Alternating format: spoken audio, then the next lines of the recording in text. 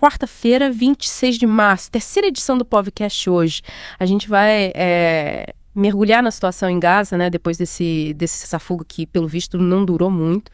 E as fontes que a gente separou, mostram um panorama bem complicado, né, com a volta dos conflitos, crise humanitária grave e, claro, uma reação internacional enorme. Então, vamos tentar entender os principais pontos e o que eles significam de verdade, né? Parece que a situação está longe de ser simples, né? Exato. Bom, para começar, vamos direto ao ponto, né? O cessar-fogo, que era para ser a solução, pelo menos momentânea, acabou não se sustentando. Pelo que a gente viu, teve um acordo inicial, né, entre Israel e o Hamas, com etapas de libertação de prisioneiros, entrega de corpos e, enfim. Na sua visão, o que deu errado? Qual foi o ponto de ruptura? Olha, o que mais me chama a atenção são as alegações, né, de que Israel continua restringindo a entrada de ajuda humanitária básica em Gaza, mesmo durante a vigência do cessar-fogo. Se isso for verdade, né, é um problema enorme, né, porque mina completamente a ideia do acordo, que era justamente aliviar o sofrimento da população, fora os relatos de bombardeiros no sul de Gaza, né, que colocam em xeque o real comprometimento com a trégua, né. E a gente vê que a população de Gaza tá cansada, né? Dá para imaginar a frustração, exaustão, né? De esperar por um acordo que no fim não traz nenhum alívio real. Como você acha que essa descrença afeta as chances de paz no futuro?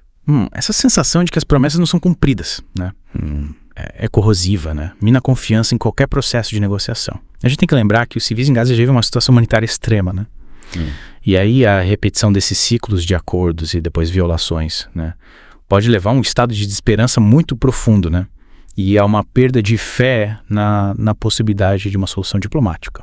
E por falar em situação humanitária, a gente tem os dados da ONU, né, que são assustadores, né? Mais de 80% dos hospitais em Gaza não funcionam, fome generalizada, é difícil até de imaginar. E aí, nesse contexto, como é que a gente interpreta a declaração do porta-voz israelense, o David Mencer, dizendo que os palestinos têm comida suficiente? A dissonância, né, brutal com a realidade. Essa declaração ela precisa ser analisada dentro de um contexto maior, né? Tem quem argumente que faz parte de uma estratégia de desumanização, né? Como a gente viu nas fontes, essa referência ao plano do inferno, né? Negar a escassez de alimentos quando a gente tem uma crise humanitária documentada por tantas organizações internacionais, no mínimo problemático, né? Levanta sérias dúvidas sobre como a liderança israelense enxerga a situação. E o impacto disso nas crianças, né? É devastador, né? A gente tem um número absurdo de mortes, milhões vivendo em condições precárias, né? Sem saneamento básico, sendo deslocados de um lado para o outro o tempo todo.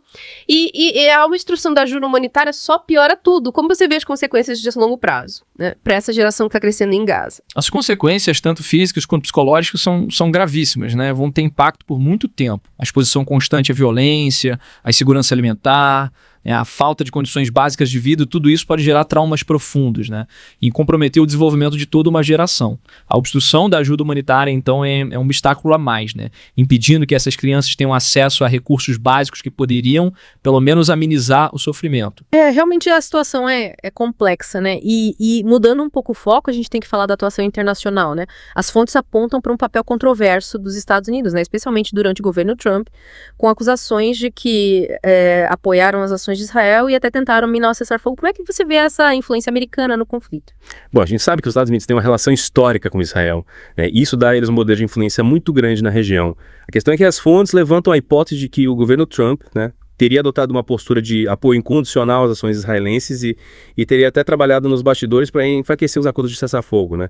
É uma perspectiva que precisa ser considerada quando a gente analisa a dinâmica do conflito. E essa suposta duplicidade de intenções dos Estados Unidos, né? Fazendo declarações públicas de um lado e supostamente negociando em segredo do outro, gera muita incerteza, né, sobre quais são de fato os objetivos da política externa americana. Qual o impacto dessa ambiguidade nas negociações e na busca por uma solução? Olha, quando um ator tão importante quanto os Estados Unidos, né, passa essa imagem de duplicidade, a confiança de todas as partes envolvidas, né, em qualquer tipo de mediação fica abalada. Se a retórica pública não se alinha com as ações, né, fica muito difícil criar um ambiente de credibilidade, né, que é essencial para se chegar a uma solução. E a cobertura do Mídia Ocidental também é um ponto que as fontes criticam bastante, né, principalmente a forma como os ataques israelenses são retratados, né, e a minimização das vítimas palestinas. A comparação que a Moderna Elisa faz com a propaganda nazista, né, é um alerta muito forte, né, sobre como a informação pode ser manipulada. Qual o papel da mídia, na sua opinião, na formação da opinião pública sobre esse conflito? A mídia tem um papel central, né? na forma como o público entende e interpreta conflitos complexos como esse, a maneira como os eventos são narrados, as palavras que são usadas, as imagens que são mostradas, né? Tudo isso influencia a opinião pública, né? E molda o debate sobre o tema. É verdade. E a gente tem as manifestações de organismos internacionais, né? Como a ONU condenando possíveis atos de genocídio e crimes sexuais em Gaza, o que demonstra uma preocupação crescente com a escalada da violência e as violações de direitos humanos, né? Exato. Essas condenações na prática têm algum efeito real. As condenações, né, por parte de organismos internacionais são importantes, né? Elas ficam registradas, né? Reafirmam as normas do direito internacional. Mas, é claro, nem sempre elas se traduzem em ações concretas e imediatas, né? No entanto, elas podem gerar pressão política e diplomática sobre os envolvidos, né? E abrir caminho para futuras responsabilizações, né? Do ponto de vista legal. Sim. E nesse sentido, o trabalho de organizações da sociedade civil, né, como a Fundação Hinja Rajab, documentando supostos crimes de guerra, é fundamental, né? Porque essa coleta de evidências pode ser crucial para que se busque justiça no futuro, né? Sem dúvida. A documentação, né, de alegados crimes de guerra, feita por ambos, né, é essencial para garantir que não haja impunidade. E teve aquele caso do Tribunal Brasileiro, né, que reconheceu a jurisdição do Estatuto de Roma e abriu um processo contra um soldado israelense, né? É um precedente interessante, né? Mesmo com a fuga dele. Mostra que existem caminhos legais sendo buscados para responsabilizar os envolvidos. Mesmo ele tendo fugido, né? A decisão do Tribunal Brasileiro de reconhecer a jurisdição do Estatuto de Roma, né, para julgar esse crime de guerra que teria sido cometido por um estrangeiro em outro território, é um precedente importante, né?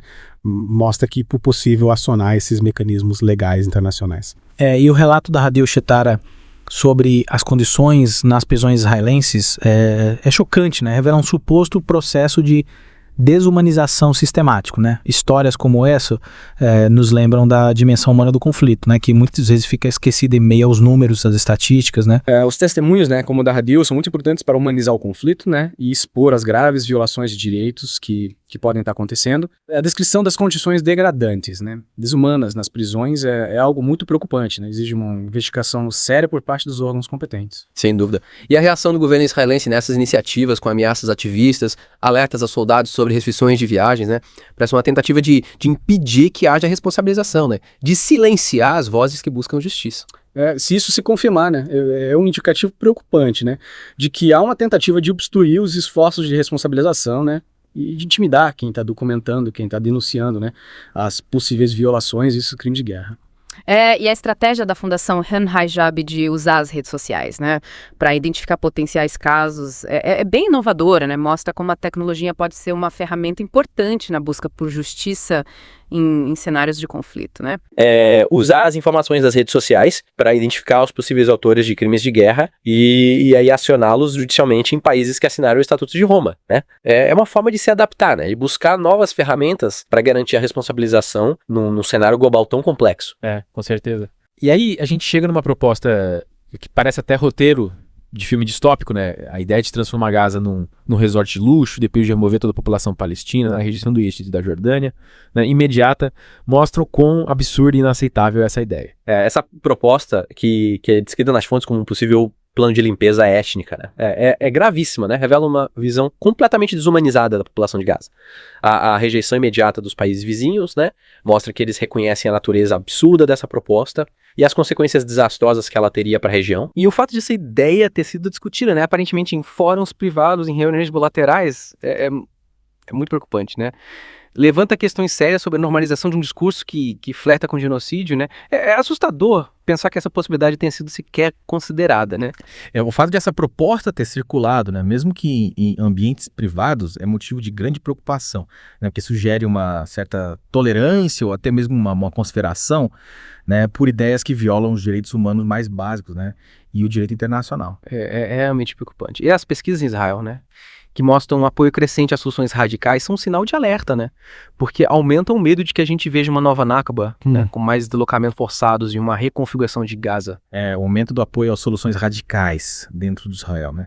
Como essas pesquisas indicam, é algo que precisa ser observado com atenção, né? Porque pode indicar uma tendência a adotar políticas que ignoram os direitos da população palestina e perpetuam um ciclo de violência e deslocamento. É, realmente. Bom, em resumo, as informações que a gente viu hoje reforçam a ideia de que o que acontece em Gaza é um processo contínuo de ocupação, né? Marcado pela violência e pela destruição da vida do povo palestino. Analisar a situação sob a perspectiva de uma ocupação colonial persistente, né? Ajuda a gente a entender a profundidade histórica do conflito, né? E a dinâmica de poder que é desigual, né? Onde a população palestina é submetida a múltiplas formas de controle e violência. É, sem dúvida. E diante de tudo isso, né? A pressão da opinião pública global, né? E uma postura firme dos organismos internacionais, né? Em defesa dos direitos humanos são mais urgentes do que nunca. A indiferença não pode ser a resposta, né? E a mobilização da opinião pública global e a atuação decisiva dos organismos internacionais, né? São fundamentais para pressionar por uma solução justa e duradoura para o conflito, né? Baseada no respeito aos direitos humanos e ao direito internacional. A omissão diante de uma crise dessa magnitude, né? Tem consequências éticas e humanitárias gravíssimas. É, com certeza. E a história da Hind Rajab, né? Essa menina, um símbolo da perda, da violência, né? Ela nos lembra da importância de não esquecer as vítimas, né? E de lutar por justiça, como disse o Paulo Freire, a paz é a presença da justiça. A história da Hind Rajab, né? É a personificação do custo humano inaceitável desse conflito, né? E nos lembra da urgência de se tomar medidas, né? Que visem a justiça e a garantia dos direitos de todos os envolvidos. A frase do Paulo Freire, né? Sobre a paz com a presença da justiça nos convida a repensar as formas tradicionais de resolução de conflitos, né? É isso. Lembrando que o PovCast vai ao ar de segunda a sexta-feira, às 7 da manhã, meio-dia e 5 da tarde, e aos sábados, ao meio-dia. Até a próxima. Até a próxima.